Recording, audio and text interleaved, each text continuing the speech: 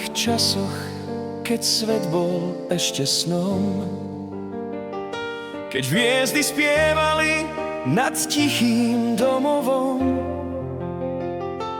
žila kráska v kráľovskom tichu dvorov. Ľudmila, svetlo všetkých ranných podôb. Ruslan ju miloval, čistý ako deň. V srdci mal oheň a v duši len sen. No temný tieň sa nad krajinou zdvihol a šepot mágie všetko láske vzal. Stíchol Černomor, čarodejník s bradou ako noc, ukradol svetlo a získal svoju moc. Zámok sa stratil v mle zakliatých ciest. Ruslan sa vadal tú temnotu nájsť. Nájdem ťa, láska, šeptal vietor tmavý. Ani smrť nezlomí sľub, čo je pravý. Cez lesy, rieky, cez hory a prach kráčal s nádejou v rozbitých dlaňach.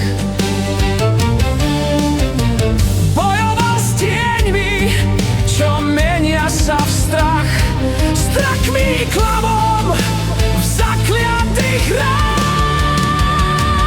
Každý krok bolel, no srdce ho hnalo, lebo bez lásky by všetko len chladlo.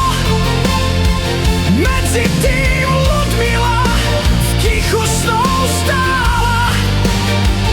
V sklenenom čase sa pomaly bála, no v jej očiach iskra nádeje žila, že pravá láska na ňu nezabudla.